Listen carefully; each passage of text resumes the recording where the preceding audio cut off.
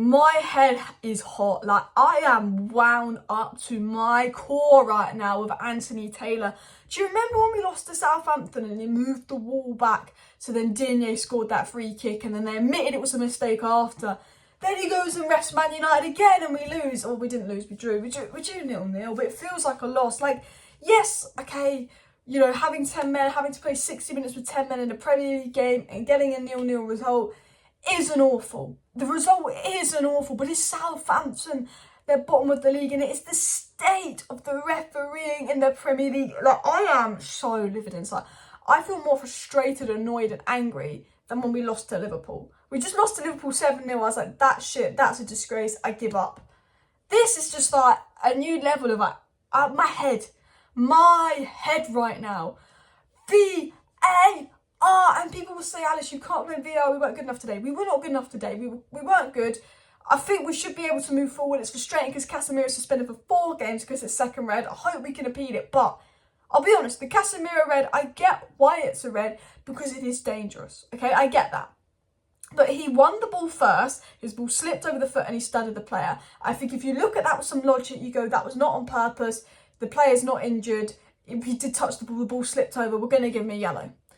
Had there been a red card against Chelsea yesterday, had Van Dijk had got a red card the other day when he did that, I'd have been like less angry. But it's the fact that yesterday, the same person on VAR that sent Casemiro off today could have, there was about 3 players that did that yesterday that he could have sent off, but he didn't, okay?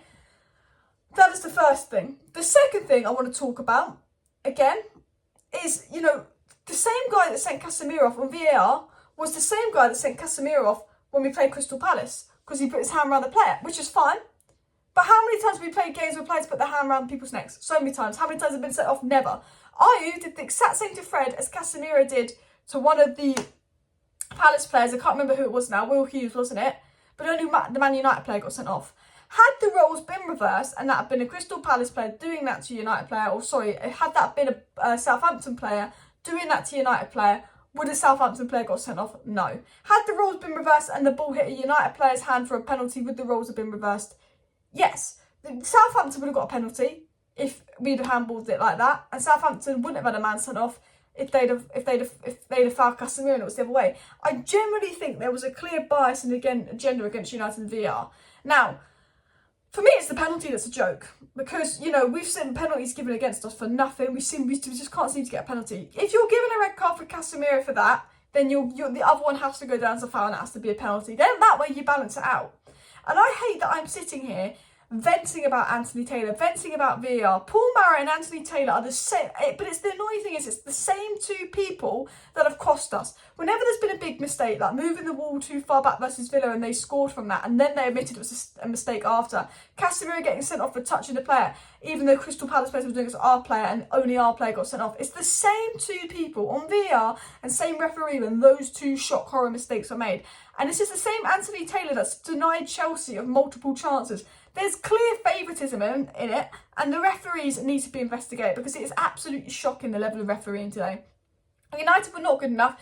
United should have done better, but it's the inconsistency in VAR yet again, which is the talking point of the weekend, because they are dreadful. The clear penalty being denied. We got a 0-0 versus Southampton. That could have been a 1-0 when we could have scraped through had we been given the penalty you wanted, because it was absolutely frustrating, that game. Absolutely horrible. 90 minutes I'll never get back. The game is crap. I can blame the referees all I want, but were United good enough? No. Casemiro shouldn't have gone in like that, but he was unlucky. He didn't mean it. I feel bad for Casemiro, because now we've got to play 4 games without Casemiro in the squad. Fulham, Brentford, Everton and Newcastle. 4 difficult games with McFred, because basically Sabitza's injured, Donny's injured, Eriksen's injured. 4 difficult games with McFred. We had to play Bruno in the pivot today because we're lacking so much of build-up play, because now Eriksen's out and Casemiro's not the best at, you know, building up play. You know, we had to play Bruno out of position. It wasn't working. Manchester United need a centre-mid so desperately that can build up play.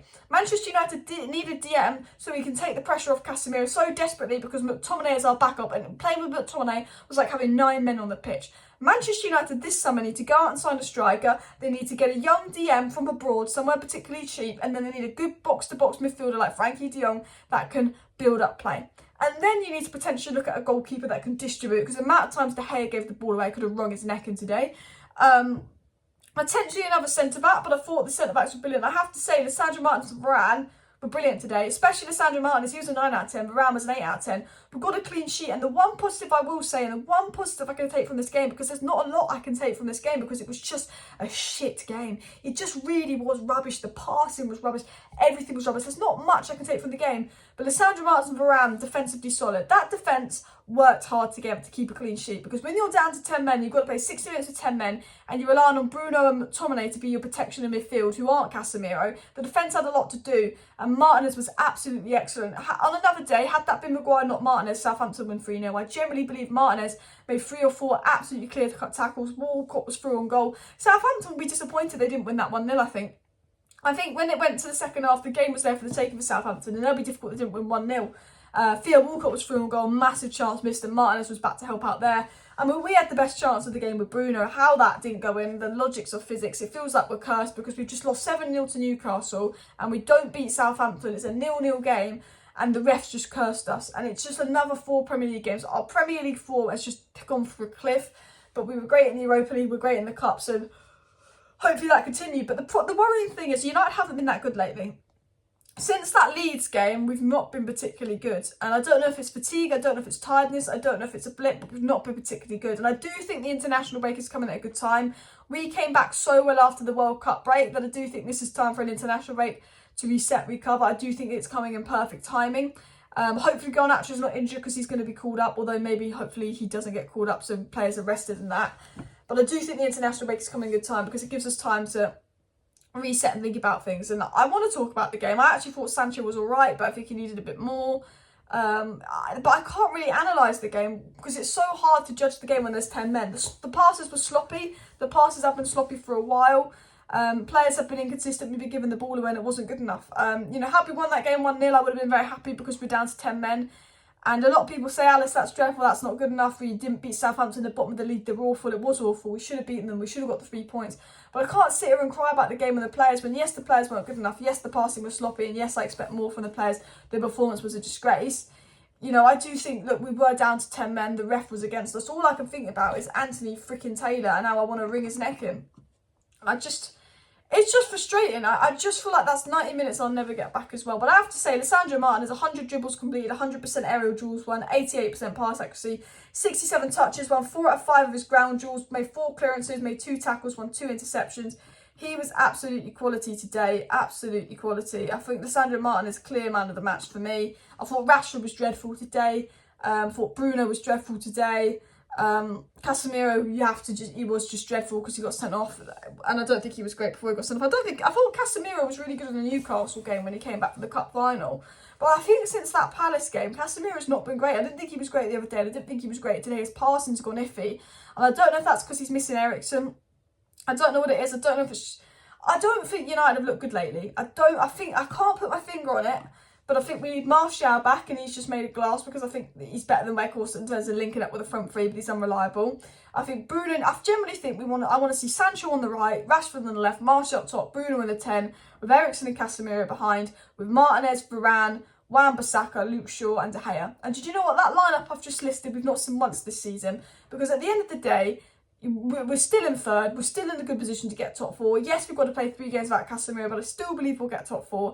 And considering the fact that the lineup I just listed, which I believe is our strongest lineup, has not played once together this season because of injuries, says to me, you know what, for Ten Hag to get top 4 with this squad, considering that, you know what, we're only 6 points away from our points tally of last season, it's good. People are doubting Ten Hag, saying it's not good enough. If we don't get top 4, it's not the be-all and end-all. I never thought we were going to get top 4 at the beginning of the season, but it would be disappointing. I think we're in a good place. I think we will get top 4. We're not in a title race, obviously. But the one thing I do want to say is the game is frustrating, but we are still on track.